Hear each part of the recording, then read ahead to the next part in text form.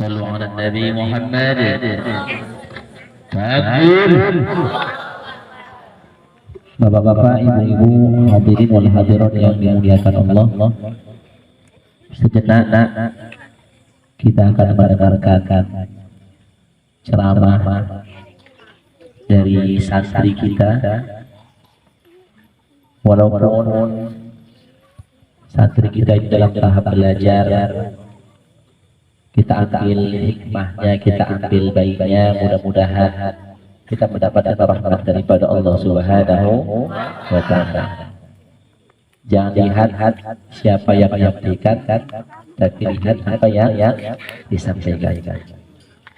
Nah, sebelum santri kita ini membawakan tausiahnya, saya bawakan dulu sebuah pantun. Mau anak-anak mau dengar insyaallah? Takbir. Ini teri bukan sembarang teri. Ini teri beli di Senenan. Ini santri bukan sembarang santri. Ini santri dari Medan. Kepada Ananda Taufik Rafli, kami persilahkan dengan segala hormat. Sallu ala Nabi Muhammad. Di sini ceramahnya bukan di situ.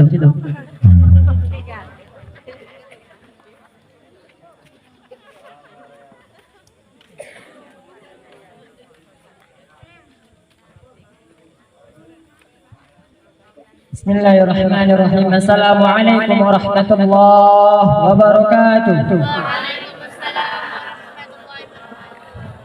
Alhamdulillahilladzi hadana bi'abadihi al-mukhtar man da'ana ilaihi bi'idni wa qad nadana labbaika ya man dallana wa hadana. Asyhadu an la ilaha illallah wahdahu la syarika lah wa asyhadu anna sayyidana Muhammadan 'abduhu wa rasuluh. Allahumma salli wa sallim ala sayyidina Muhammad wa ala alihi wa sahbihi ajma'in, amma ba'du. Wahai hadirin, orang-orang tua kami jamaah salawatan yang dimuliakan oleh Allah Subhanahu wa Ta'ala, tidak ada bosan dan tidak akan pernah bosan-bosannya. Marilah kita selalu panjatkan rasa syukur kita kepada Allah Subhanahu wa Ta'ala, yang mana Allah Subhanahu wa Ta'ala telah banyak memberikan kita nikmat dan karunia-Nya. Betul? Sampai-sampai dikatakan, jikalau air yang ada di lautan di muka bumi ini dijadikan tintanya, rantingan yang ada di pepohonan yang ada di muka bumi ini dijadikan penanya, dedaunan yang ada di muka bumi ini dijadikan kertasnya, itu semua untuk menuliskan nikmat Allah Subhanahu wa Ta'ala yang diberikan kepada setiap hamba, niscaya itu tidak akan pernah cukup. Maka untuk itu tidak ada untaian kata yang lebih indah selain alhamdulillahirabbil sebagai rasa syukur kita kepada Allah Subhanahu wa Ta'ala. Salawat serta salam kita hadiahkan ke haribaan junjungan alam, manusia yang paling mulia, manusia yang paling agung, manusia yang ketika kita pandang keindahannya mengalahkan keindahan bulan purnama. Dialah baginda Nabi Muhammad sallallahu alaihi wasallam. Dengan mengucapkan Allahumma sholli ala sayyidina Muhammad wa ala ali sayyidina Muhammad, mudah-mudahan dengan memperbanyak salawat kepada beliau dan menghidupkan sunnah-sunnah beliau, kita termasuk umatnya yang insya Allah berhak mendapatkan syafaatnya di yaumil mahsyar kelak. Amin ya rabbal. Yang kami muliakan dan yang kami hormati guru kita bersama Al-Ustaz Muhammad Hilmi, pimpinan Pondok Pesantren Miftahul Huda. Mudah-mudahan Allah memanjangkan umur beliau, memberkahi umur beliau beserta keluarga beliau. Amin. Allah sehatkan beliau beserta keluarga beliau. Amin. Allah tunaikan semua hajat-hajat beliau dan beserta keluarga beliau. Amin ya rabbal. Dan yang kami muliakan dan kami hormati Bapak Ibu jamaah salawatan yang insya Allah istiqomah hadir di majelis yang mulia ini. Mudah-mudahan Allah Subhanahu wa Ta'ala memanjangkan, memberkahi umur kita semua. Amin. Allah sehatkan kita. Amin. Allah tunaikan segala hajat-hajat kita. Amin ya rabbal alamin. berdirinya saya di sini karena tidak ada kursi. Ya. Mengutip daripada ceramahnya Al-Habib Umar bin Idris Al-Khairit ketika beliau lagi safari ke Medan, bertempatnya di Majelis Ta'lim Ziyadatul Khair pimpinan Al-Ustaz Muhammad Hilmi. Beliau menceritakan ada satu kisah seorang budak yang memiliki tuan yang sangat kejam, yang memiliki tuan yang suka maksiat. Suatu ketika tuannya ini menyuruhnya membeli sesuatu makanan yang ada di pasar. Lalu si budak itu pun pergi ke pasar. Sesampainya di pasar, budak itu terkejut, bingung. Semua toko yang ada di pasar itu tutup. Pedagang-pedagang pun tidak ada satu orang pun. Sampai tiba-tiba datang seseorang yang menjumpainya. Hai fulan, engkau ngapain di sini? Budak itu menjawab, aku kesini untuk menunaikan hajat tuanku. Budak itu bertanya, kemana para pedagang yang ada di pasar ini? Seseorang itu menjawab, jikalau toko-toko di sini semua tutup, pasti mereka lagi menghadiri majelisnya Syekh Mansur bin Ammar. Perlu kita ketahui orang tua kami, Syekh Mansur bin Ammar ini wali Allah. Jadi si budak ini lalu bertanya, kapan toko ini buka kembali? Insya Allah, kata seseorang ini, insya Allah nanti ketika mereka pulang dari majelisnya Syekh Mansur bin Ammar. Lalu berpikirlah budak ini, jikalau aku pulang, aku mau bawa tangan kosong, pasti aku digibal sama tuanku. Dan jikalau aku berdiam diri menunggu toko-toko ini buka, aku pasti kesepian. Lalu bertanya budak ini kepada seseorang itu, engkau mau kemana? Nah, ini aku mau nyusul mereka, aku mau pergi ke majelisnya Syekh Mansur bin Ammar. Diajaklah budak itu, apakah engkau mau ikut? Ayolah, daripada aku di sini kesepian, ya kan? Sesampainya di majelis Syekh Mansur bin Ammar, mereka duduk paling belakang. Ketika hendak mau berakhirnya majelisnya Syekh Mansur bin Ammar, tiba-tiba datang seseorang, lalu mengatakan kepada Syekh Mansur bin Ammar, wahai Syekh,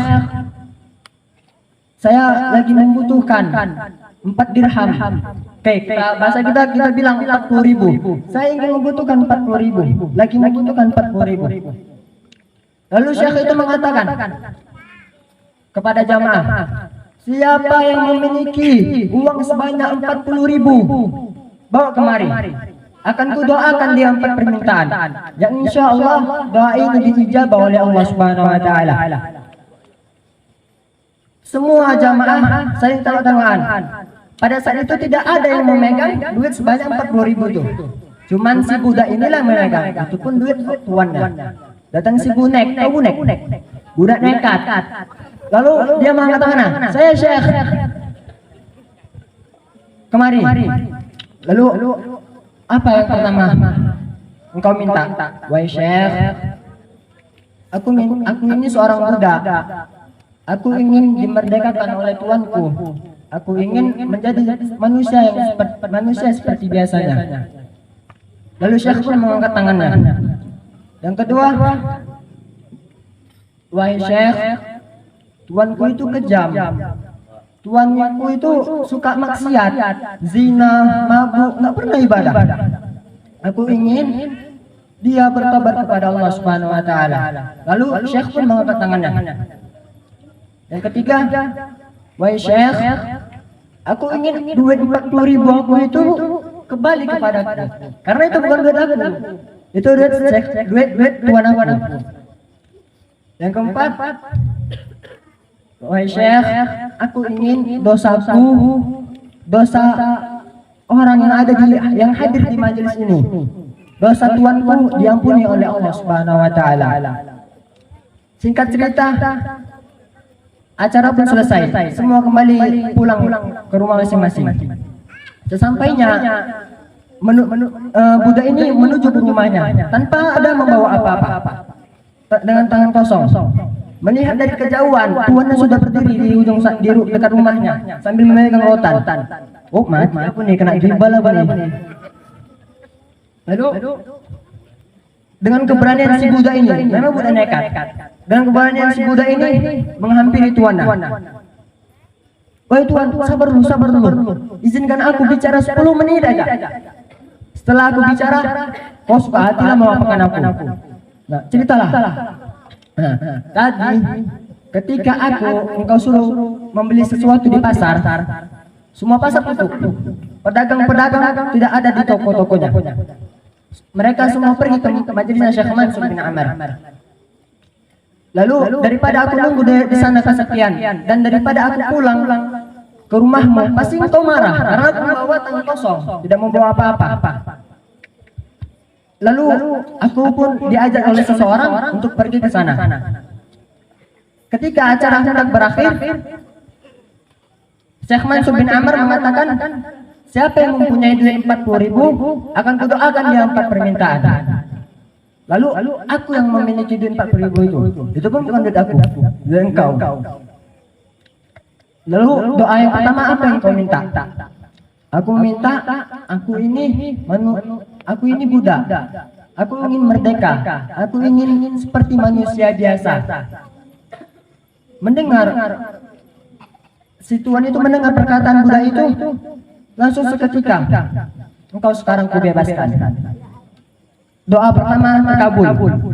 Tidak datang ke majelis, tidak ada niat apapun, karena takut kesepian di pasar dan takut dimarahi ketika pulang ke rumah tuan, tidak membawa apa-apa. Tidak ada niat apapun datang ke majelis.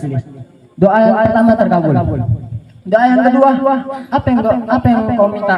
Yang kedua, aku meminta engkau Tuhan, engkau bertobat kepada Allah. Mendengar perkataan si budak itu, Tuhan ini terharu, tersentuh. Dia mengatakan, wahai fulan, detik ini juga di hadapanmu, izinkan aku mengucapkan dua kalimat syahadat sebagai bentuk sebagai bentuk tobatnya aku kepada Allah Subhanahu wa taala. Dua doa sudah terkabul. Yang ketiga, apa yang kau minta?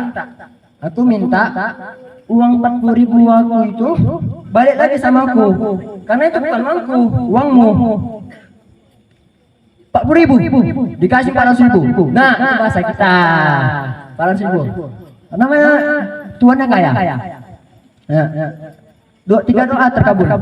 Lalu doa yang keempat, apa yang kau minta? Yang keempat, aku meminta dosaku, dosa orang yang hadir di majelisnya Syekh Mansur bin Amar, dan dosamu wahai Tuhan diampuni oleh Allah Subhanahu wa taala.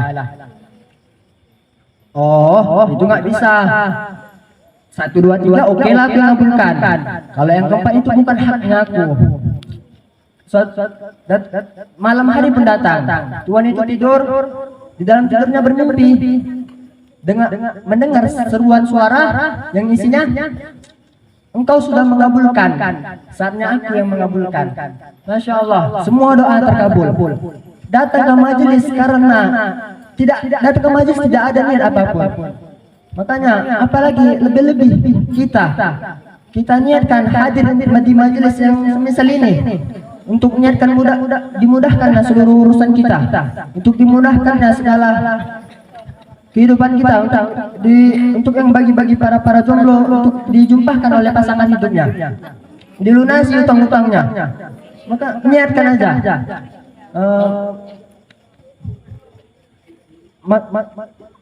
Maka untuk itu mudah-mudahan bangkitnya kita dari majelis ini untuk menuju ke rumah diampuni dosa-dosa kita oleh Allah Subhanahu wa taala. Amin ya rabbal. Mungkin hanya ini yang bisa disampaikan, lebih dan kurang saya minta maaf. Ada yang benar datang daripada Allah Subhanahu wa taala, salahnya datang daripada kehilapan kami sendiri. Wallahu a'lam bishawab. Assalamualaikum warahmatullahi wabarakatuh.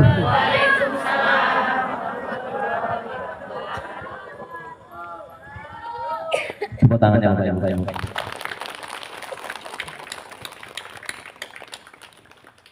Nah, tadi ceramah dari santri kita berasal dari Medan, mengutip satu kisah satu orang muda duduk di majelis semisal ini. Ini kalau ke majelis-majelis agama Bapak Ibu yang dimuliakan Allah, ini dinaungi oleh malaikat-malaikatnya Allah Subhanahu wa Ta'ala. Memang nampaknya sedikit, tapi kalau dari pandangan mata batin bersop-sop sampai langitnya Allah Subhanahu wa Ta'ala. Dan kalau sudah majelis dinaungi malaikat, kemudian doa berjamaah, insya Allah akan dikabulkan oleh Allah Subhanahu wa Ta'ala. Dalam hadis Bapak Ibu, baginda Rasulullah Sallallahu Alaihi Wasallam bersabda, "Majtama, tidaklah berkumpul satu kaum, sebahagian berdoa, sebahagiannya mengaminkan, illa sajaballahu du'a, pasti doa mereka diijabah oleh Allah Subhanahu wa Ta'ala." Kalau sendiri-sendiri ya kita tahu Bapak Ibu masing-masing amal-amal kita.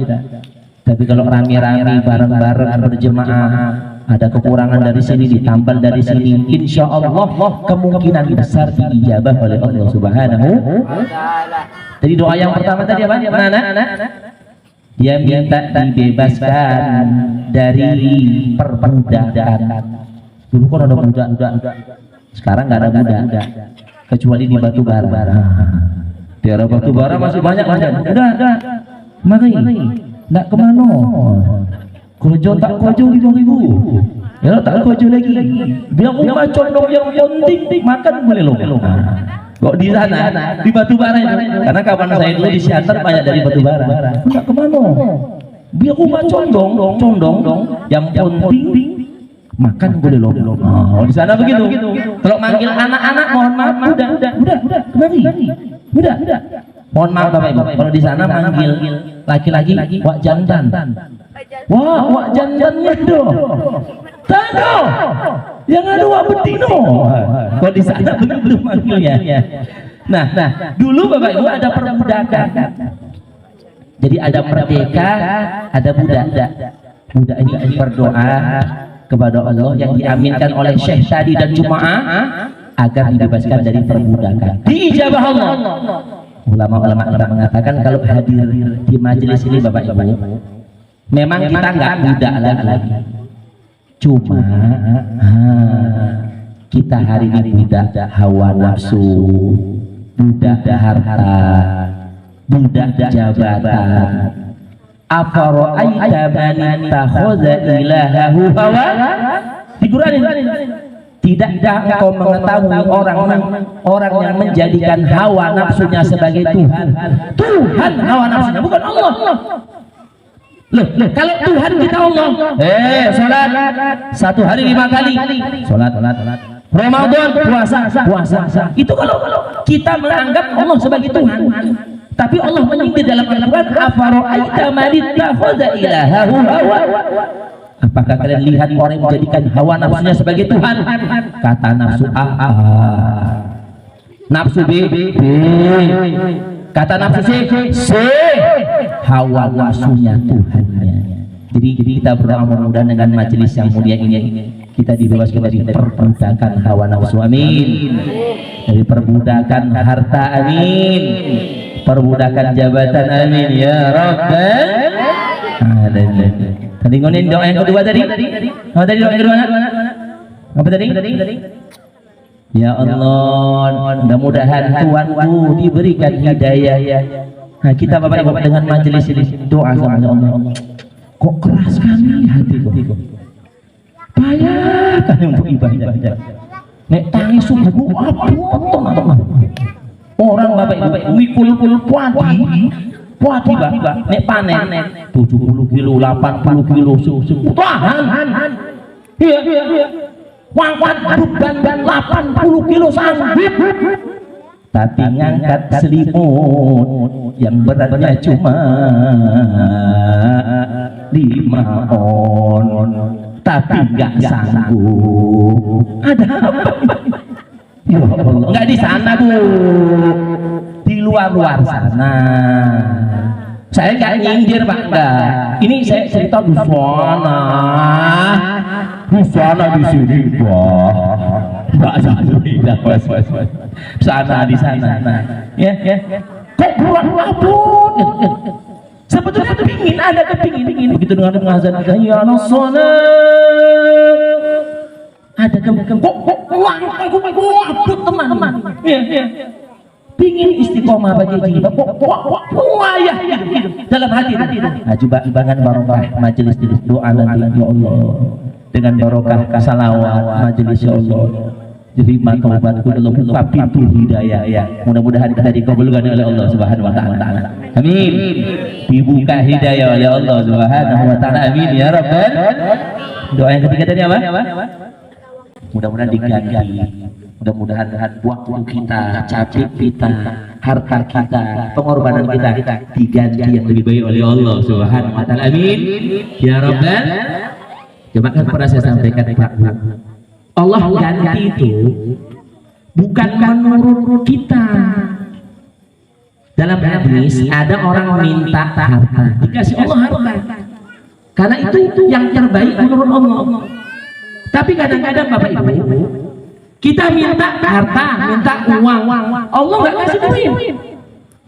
Jangan sangka buru-buru. Hapus doa kok nggak terkabul-kabul ya.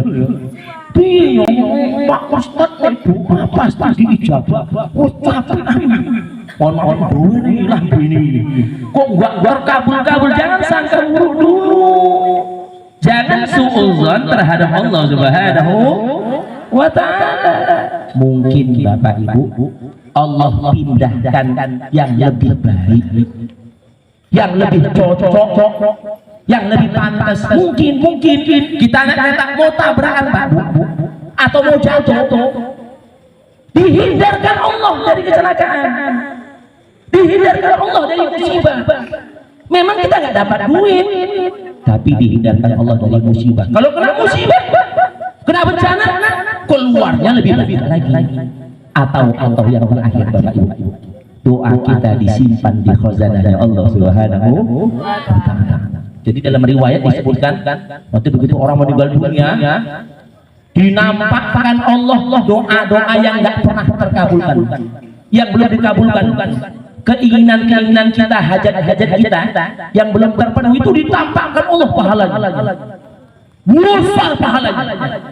Sampai satu orang dalam riwayat tadi begitu tahu besar pahala dia ngomong, ya Allah, kalau tahulah besarnya pahala doa yang tidak kau kabulkan, kalau bisa ya Allah, jangan ada doaku yang tidak kau, jangan ada doaku yang kau kabulkan ya Allah. Saking besar pahala di hadapan Allah Subhanahu wa taala. Jadi jangan sangka buruk, mudah-mudahan seluruh doa kita diijabah oleh Allah Subhanahu wa taala. Terakhir tadi minta pengampunan dosa. Mudah-mudahan dengan majelis ini, begitu kita bangkit dari majelis, dosa-dosa kita diampuni oleh Allah Subhanahu wa taala. Amin ya rabbal alamin. Shallu ala Nabi Muhammad.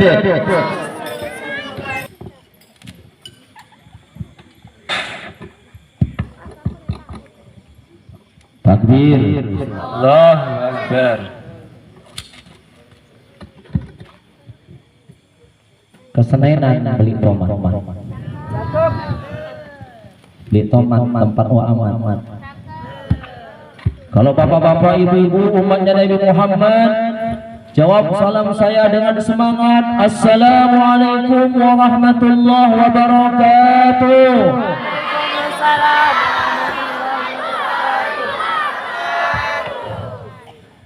Alhamdulillah. Alhamdulillahilladzi arsala rasulahu bil huda wa dinil haqq liyudhhirahu 'ala ad-dini kulli wa kafa billahi shahida.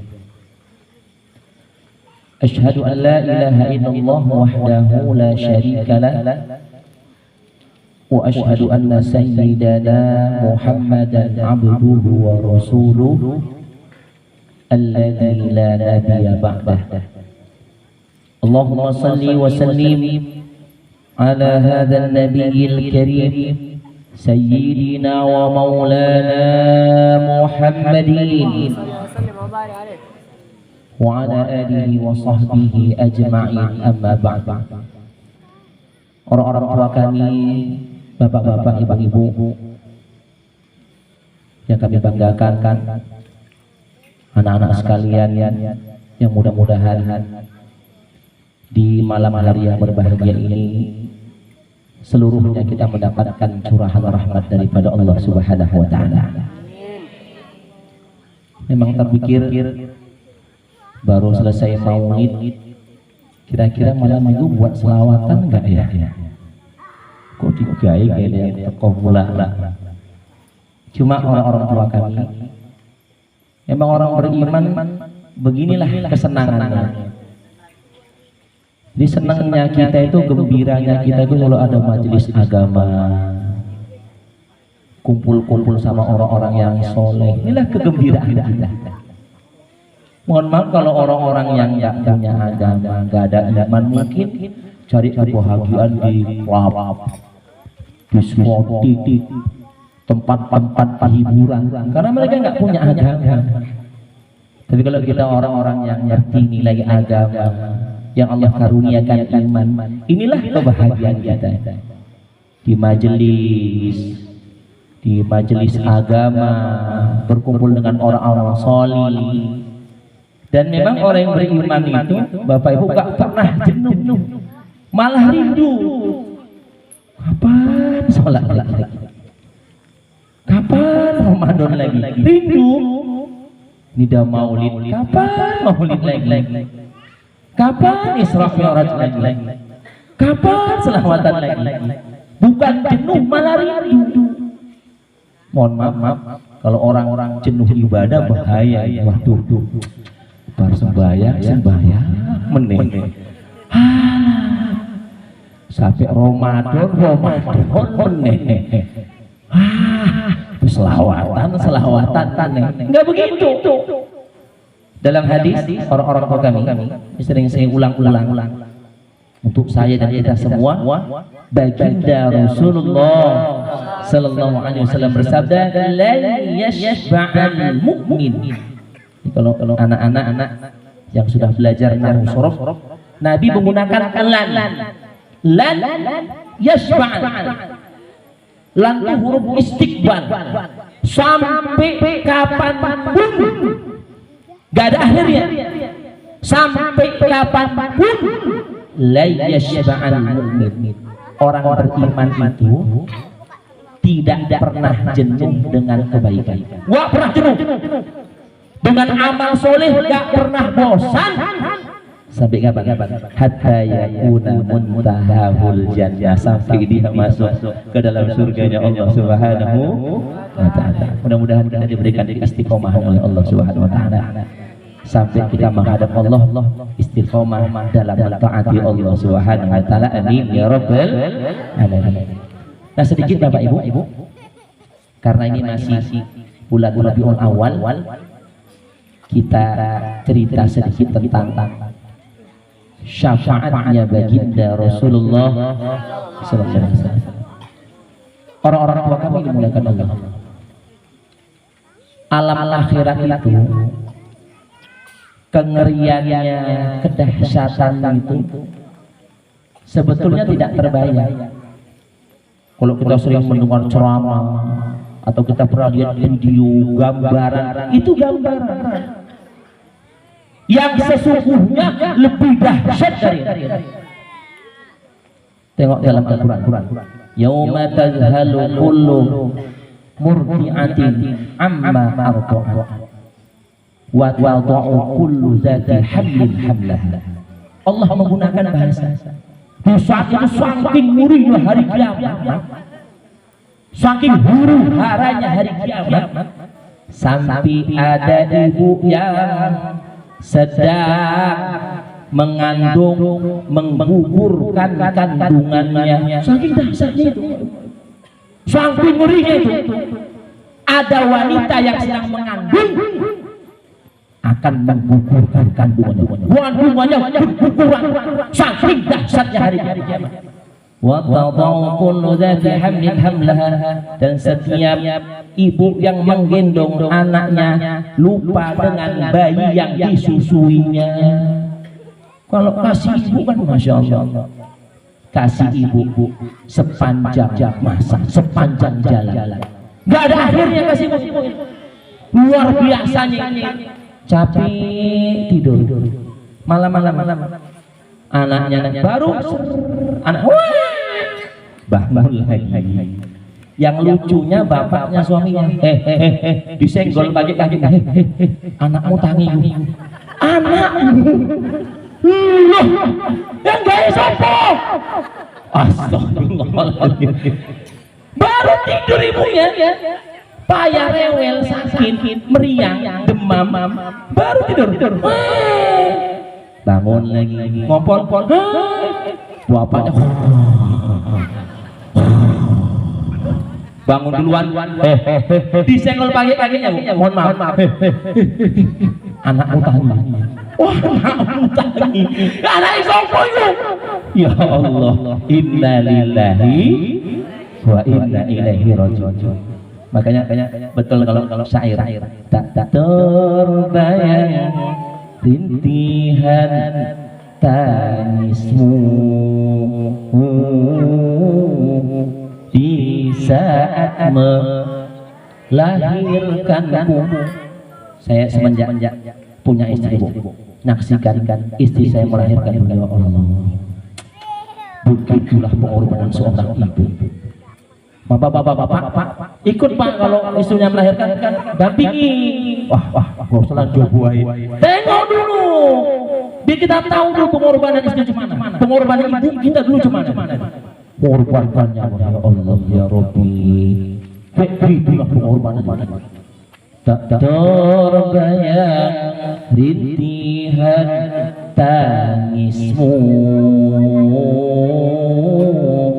di saat melahirkanku, betapa besar pengorbanan ibu-ibu, ya Allah, nyawa pun dikorbankannya. Bahkan dalam riwayat, dalam kisah saya pernah baca, ada di Jepang, Bapak Ibu, di Jepang itu ada satu tradisi, kalau mamanya atau bapaknya sudah tua renta dibuang di tengah hutan. Rupanya dicek, Bapak Ibu, kenapa kok anak nggak sayang sama orang tuanya? Dulu waktu kecil, rupanya anaknya nggak dapat kasih sayang dari orang tuanya. Orang tuanya nggak open sama anaknya. Begitu orang tuanya sudah tua, anaknya nggak sayang. Jadi dibuang. Asal udah tua, bawa ke hutan, digendong ke hutan. Di dalam satu cerita ini, digendong lain, mamanya ini mau dibuang ke tengah hutan sana. Dah. Digendong mamanya tadi sama anaknya mau dibuang ke tengah hutan, ditinggalkan di sana. Di setiap jalan diambil petikan pohon-pohon, daun-daun diambil, dijatuhkan, ranting pohon diputik, dijatuhkan, dipetik ulang, dipetik, jatuhkan, dipetik, dijatuhkan, diambil, jatuhkan, sampai ke tengah hutan. Begitu turun, anaknya ngomong, "Mak, sebetulnya aku nggak tega, Mak, tapi inilah adat kebiasaan kita. Udah nak, Bapak, nanti kau nak pulang, kau tengok itu ya, ada dedaunan sudah mama petik, biar kau nggak tersesat. Itulah hidup, itulah orang tua itu. Mau dibunuh pun masih mikir keselamatan anak-anak. Sallu ala Nabi Muhammad. Sallu ala Nabi Muhammad. Nah, Bapak Ibu, orang-orang tua kami yang dimuliakan Allah Subhanahu wa taala. Sampai ibu yang gendong bayinya, saking buru hari kiamat, enggak ingat sama bayinya. Bahkan di padang mahsyar orang-orang tua kami Kalau ada ibu yang gendong bayi, saking panasnya diletakkan anaknya, dipijak bayi. Itu kedahsyatan hari kiamat. Makanya kalau mengandalkan amal kita tahu lah Bapak Ibu, sholat kita baru 12 rakaat, kok 12 2 rakaat 17 kali Allah. Wah, 2 rakaat 17 kali nguapnya. Ya Allah, tahulah kita sholat kita. Bacaan kita ngerti lah kita. Sedekah kita paham lagi. Kita tahu amal-amal kita bagaimana. Jadi harapan kita cuma satu di hari kiamat. Harapan kita syafaatnya Nabi Muhammad sallallahu alaihi wasallam. Kalau amal kita berat orang betul. Kalau tanpa syafaatnya Rasulullah sallallahu alaihi wasallam. Kira-kira Bapak Ibu di dunia aja, di dunia. Orang kan baru bisa nolong kita kalau dia kenal sama kita. Dia kenal sama kita baru bisa nolong kita kalau Pak, sopo nggak kenal orang nggak mau nolong. Coba kalau saya naik kereta saya mau potong aja. Stop, kenal. Coba kalau orang nggak kenal, gini, tengah jalan. Pak Sunes, ada Pak Sunes. Ada. Pak gini. Pak saya kereta, coba Pak Sunes. Kira-kira. Gini orang tengah jalan, nggak kenal. Lari tajak. Jangan-jangan perampok. Jangan-jangan begal. Itu jangan-jangan pencuri. Karena kita nggak kenal. Loh. Yang bisa nolong kita cuma Rasulullah. Kira-kira Pak, kalau Nabi nggak kenal sama kita, kayak mana Nabi memberikan syafaatnya? Maka dalam surah Al-Qur'an Allah menceritakan orang-orang yang merugi di hari kiamat. Wa yauma ya'udzu dzalimu 'ala yadayhi yaqulu ya laitani takhadtu ma'ar rasuli sabila. Orang nyesal di hari kiamat nanti. Yang pertama, waktu hidup enggak ada kaitan dengan Nabi Muhammad. Enggak ada kaitan. Selawat sama Nabi enggak pernah. Seumur hidup waktu 1 hari 24 jam. 24 jam ngucap sekali Allahumma sholli ala sayyidina Muhammad. Itu tidak sempat. Inna lillahi wa inna ilaihi raji'un. 24 jam ngucap Allahumma sholli ala sayyidina Muhammad. Itu pun tidak sempat. Enggak teringat.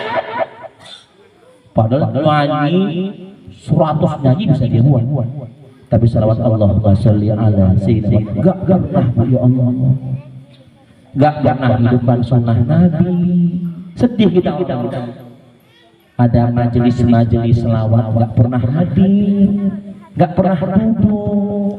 Bagaimana kita mendapatkan perhatian daripada Nabi Muhammad sallallahu alaihi wasallam? Ya Rasulullah.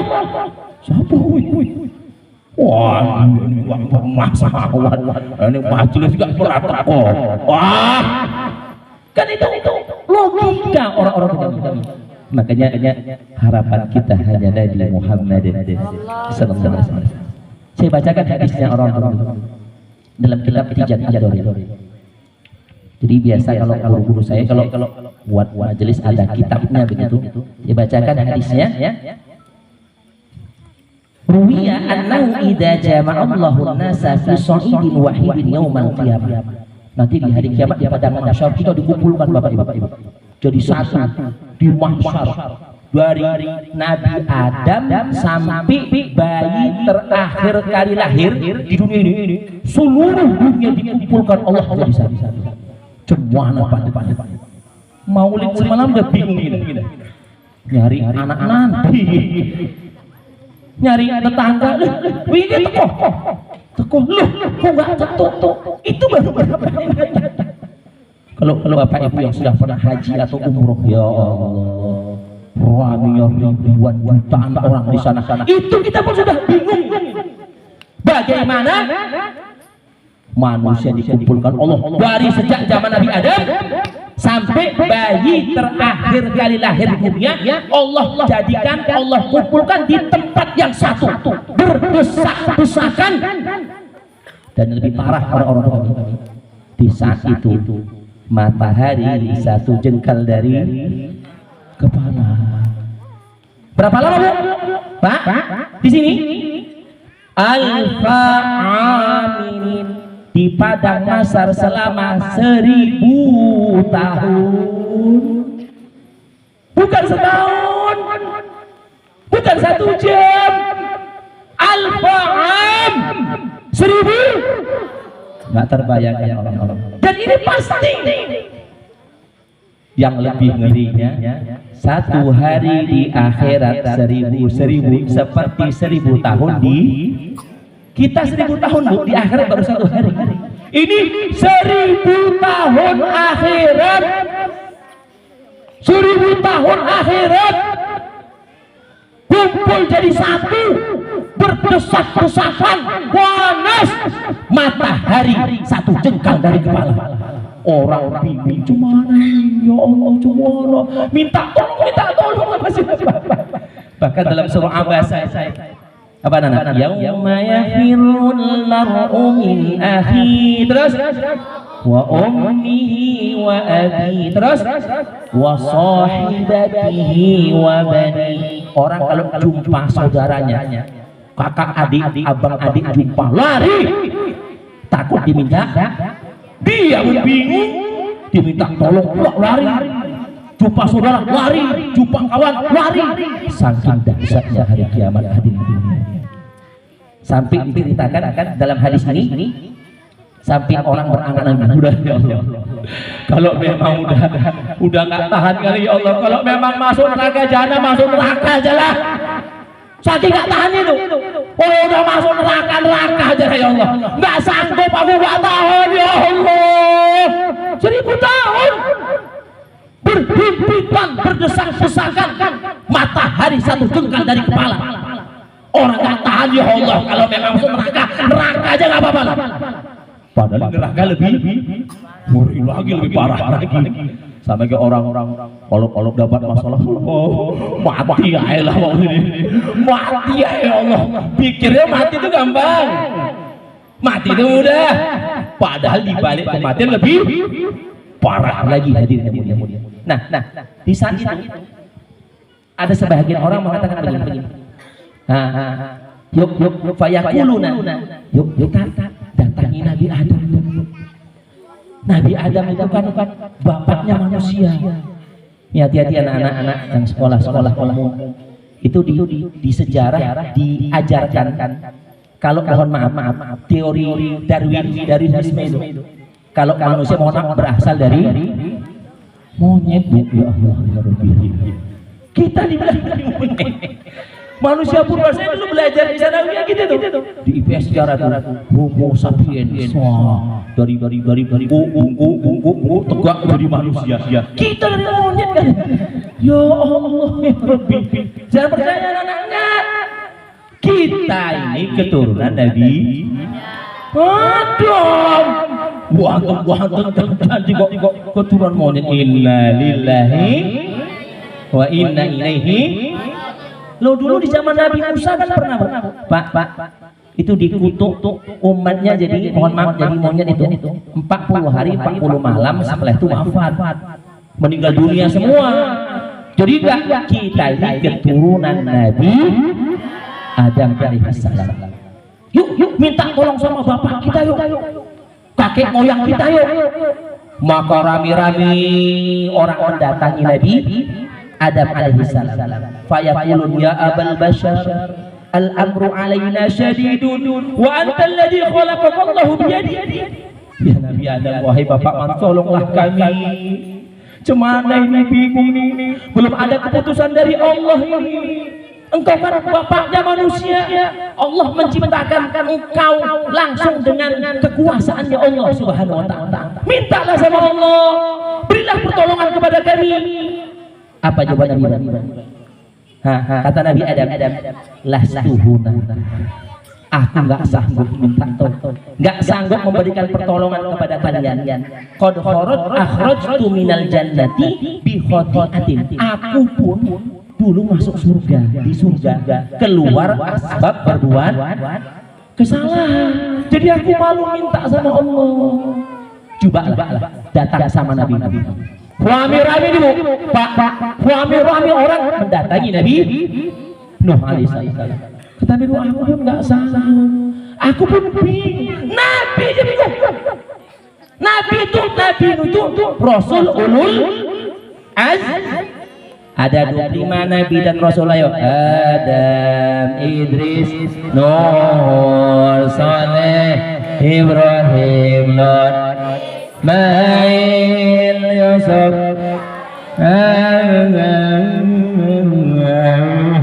partai Gremeng Indonesia sampai kata tim tuh wah samiul basir, ujungnya kuat ya. Di antara 25 Nabi dan Rasul ada 5 Rasul ulul azmi yang paling banyak pengorbanannya, mujahadahnya. Salah satunya Nabi Nuh alaihissalam. Nabi bingung. Aku pun bingung ini, cemana lah ini. Cobalah datang sama Nabi Musa, sama Nabi Ibrahim. Nabi Ibrahim itu Khalilullah, kekasihnya Allah. Coba datang rame-rame. Nabi Ibrahim, aku pun bingung. Ngeri nih hari kiamat pada mahsyar, karena Allah belum memberikan keputusan. Mau ngomong tuh segen, takut. Kayak bapak kita, orang tua kita marah. Kalau lagi diem, mau ngomong tuh segen, takut. Mau ngomong sama Allah tuh takut. Nabi Ibrahim takut, cemas, was. Apalagi kita hari ini cobalah datang sama Nabi Musa. Itu kalimullah itu. Orang yang langsung berdialog dengan Allah Subhanahu wa taala. Datang rame-rame kepada Nabi Musa. Kata Nabi Musa, aku pun bingung ini. Aduh, aku pun gak sanggup. Cobalah datang sama Nabi Isa. Rame-rame orang datang sama Nabi Isa. Kata Nabi Isa, aku pun gak bisa. Tapi ku beritahukan kepada kalian, hanya satu orang yang bisa nolong kita di hari mahsyarnya Allah. Siapa itu? Nabi Muhammad sallallahu alaihi wasallam. Rame-rame lah Bapak Ibu. Termasuk kita ini. Rame-rame datangin Nabi. Apa itu? Ya Rasulullah. Ya. Apa tulis? Ya Nabi laka syafa'ah wa hadha matlabi. Sama-sama. Ya Rasul. Atulah.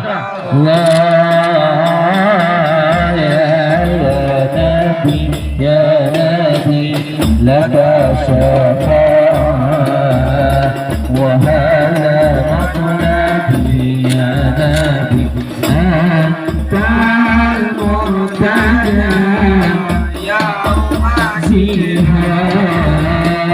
ishfa'na ya khairul anam antal murtada ya Zihad ishfa'na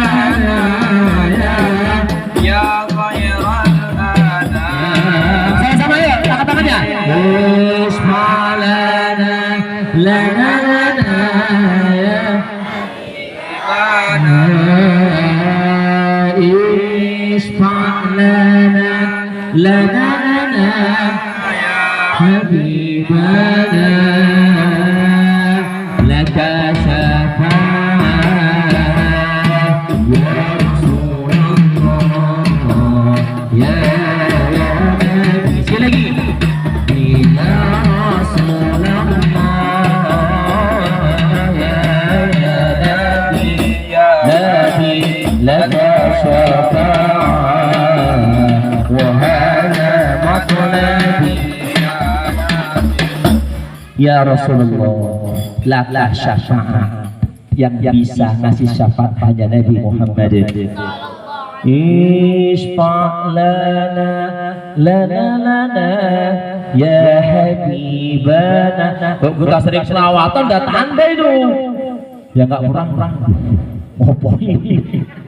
Pangli dia seperti Allah udah biasa isbalana lana ya habibana ya Rasulullah isma' lana berikan syafaat kepada kami laka syafa'ah hanya engkau yang bisa berikan syafaat ya Rasulullah ya Nabi ya Nabi antal murtaja yaumaz zihab engkau yang hanya bisa diharapkan di hari huru hara ini ya Rasulullah isfalana ya khairul anam berikan syafaat kepada kami ya khairul anam. Khairul anam itu sebaik-baik makhluk, sebaik-baik manusia. Jadi manusia yang paling baik seluruh dunia, bahkan di antara nabi-nabi adalah baginda Rasulullah sallallahu alaihi wasallam. Bahkan kalau kita sering dengar nabi yang paling tampan itu Nabi Yusuf. Tapi dalam kitab Qasasul Anbiya, Imam Ibnu Katsir mengatakan Nabi Yusuf masih kalah tampannya dengan Nabi Adam. Lebih ganteng Nabi Adam lagi. Nabi Yusuf itu keturunan beliau. Nabi Adam lebih ganteng daripada Nabi Yusuf. Itu pun Nabi Yusuf orang-orang kami. Saking gantengnya, ibunya,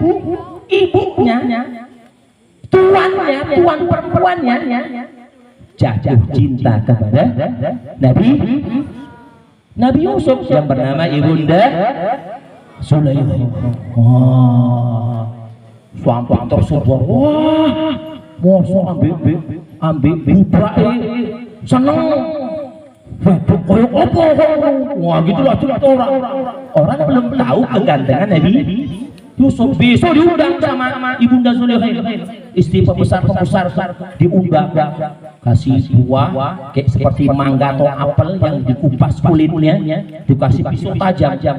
Begitu mau dikupas, Yusuf nih, saudara saya dari Yusuf, makanya Nabi Yusuf kan ganteng, Yusuf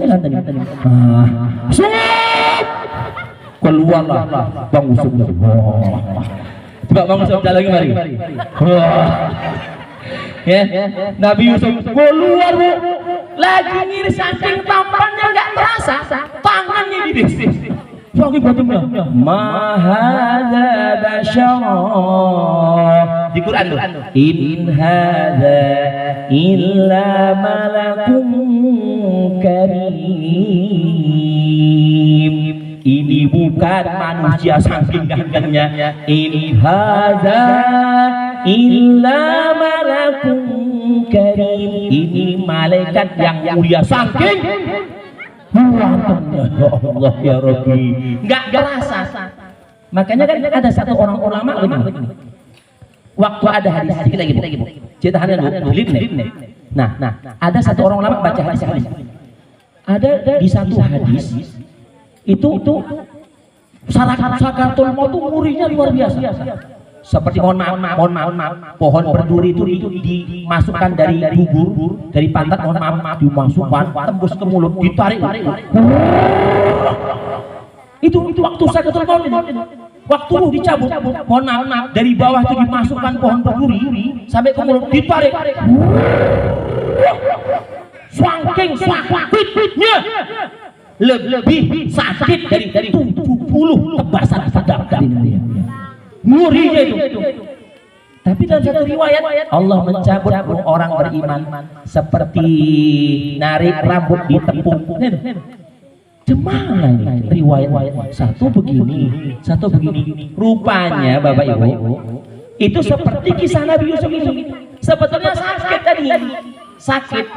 Ngiris tangan tuh sakit cuma karena melihat keindahan Nabi Yusuf. Enggak terasa sakitnya. Sakaratul maut itu sakitnya luar biasa. Cuma kalau orang-orang beriman dihibur Allah, dinampakkan pandangan surga, saking nikmat dari tidak terasa sakit sakaratul maut. Sallu ala Nabi Muhammad. Nah, Bapak Ibu, baru sal wa tu'ta, hanya Nabi yang bisa berikan syafaat. Tapi di awal saya sampaikan, kira-kira kita cocok untuk dapat syafaat. Loh, pengorbanan kita untuk Nabi. Berapa kali kita selawat sama Rasulullah? Apa yang kita buat untuk Nabi, perjuangan untuk Nabi itu? Hah? Yang kita buat untuk Rasulullah itu? Maka mudah-mudahan kita merintis pelan-pelan dengan semangat, kita istiqomah selawat, kita hidupkan sunnah beliau, istiqomah menghadiri majelis selawat beliau. Mudah-mudahan dengan ini kita mendapatkan syafaatnya Rasulullah SAW. Amin. Kita mendapatkan perhatiannya Nabi Muhammad sallallahu alaihi wasallam. Hanya itu yang kita harapkan di hadapan Allah Subhanahu wa taala. Mudah-mudahan kita diberikan istiqomah oleh Allah Subhanahu wa taala. Kemudian semua hajat dan niat dikabul oleh Allah Subhanahu wa taala dan mati dalam keadaan husnul khotimah. Amin ya rabbal alamin. Mungkin demikian, mohon maaf Bapak Ibu kalau ada kekhilafan, kekurangan, mungkin ngomongnya agak keras. Memang begitu. Dulu guru saya bukan marhum abun kita. Loh, saya nggak ada apa-apa. Ngajar di sini, gua sampai sana dengar. Kalau beliau ngajar, walat dari ujung-ujung tuan, walat. Jadi muridnya sedikit-sedikit turun lah gitu. Sedikit-sedikit turun nih. Jadi nggak ada maksud apa-apa, nggak ada maksud nyindir, semata-mata untuk sama-sama kita semakin mendekatkan diri kepada Allah Subhanahu wa taala. Amin ya rabbal alamin. Subhanallah bihamdihi, subhanallahi wa bihamdika, asyhadu an la ilaha illa anta, astaghfiruka wa atubu ilaik. Wabillahi taufiq wal hidayah. Wassalamualaikum warahmatullahi wabarakatuh. Jangan pulang dulu Bapak Ibu, mari kita doa. Nanti ada sedikit sedekah dari saudara-saudara kita, dari uang infak yang kita kumpul, kita belikan roti. Mudah-mudahan mengalir pahala sampai hari kiamat. Amin ya rabbal alamin. Alhamdulillahirabbil alamin, hamdan yuwafi ni'amahu wa yukafi mazidah. Ya rabbana lakal hamdu kama yanbaghi li jalalika wa wajhikal karim wa 'azimi sultanik. ولقد أشرت لنعت من أوصافه تحيي القلوب تهيج الأشجار. والله قد أثنى عليه فما يساوي القول منا أو يكون ثنانا. لكن حبا في السرائر قد دعا لمديه صفوة ربنا وحدانا. وإذ ابتززنا بالمودة هاهنا نرفع أيدي فقرنا ورجانا. للواحد الأحد العلي إلهنا متوسلين بمن إليه دعانا. مختاره وحبيبه مصطفيه سيد الوجود به الإله محبانا. يا ربنا يا ربنا يا ربنا بالمصطفى أقبلنا أجب دعوانا. أنت لنا يا ذخرنا في هذه الدنيا وفي أخرانا. أصلح لنا الأحوال واغفر ذنبنا ولا تؤاخذ ربي إن أخطانا. واسلك بنا نهج طه واسلك بنا في نهج طه المصطفى. ثبت على قدم الحديد ثبت على قدم الحديد خطانا. أرنا بفضل منك طلعة أحمدي في بهجة عين الرضا ترعنا. واذكر به في كل حال حبلنا وحبال من ودى ومن والانا. والمحسنين ومن أجاب نداءنا وذوي الحقوق وطالبا أوصانا. والحاضرين والساعين في جمعنا نحن بين يديك أنت ترانا. ورجوناك فحقق سؤلنا واسمع بفضلك يا سميع دعانا. وانصر بنا سنة طه في بقاء الأرض واقمع كل من عادانا. وانظر إلينا واسقنا واكسلهنا واكسقنا كأس الهنا واشفي وعافي عاجلا مرضانا. واقض لنا الحاجات واحسن ختمنا عند الممات وأصلح عقبانا. يا رب واجمعنا وهبابا لنا في دارك الفردوس يا رجوانا. يا رب واجمعنا وهبابا لنا في دارك الفردوس يا رجوانا. يا رب واجمعنا واجمعنا وهبابا لنا في دارك الفردوس يا رجوانا. بالمصطفى صل عليه وآله وهرب سره الصبا أبصانا. سبحان ربك رب العزة عما يصفون وسلام على المرسلين الحمد لله رب العالمين. الصلاة والسلام عليك يا سيد المرسلين. الصلاة والسلام عليك يا خاتم النبيين. الصلاة والسلام عليك يا من أرسله الله رحمة للعالمين. ورضي الله تعالى عن أصحاب رسول الله أجمعين. آمين.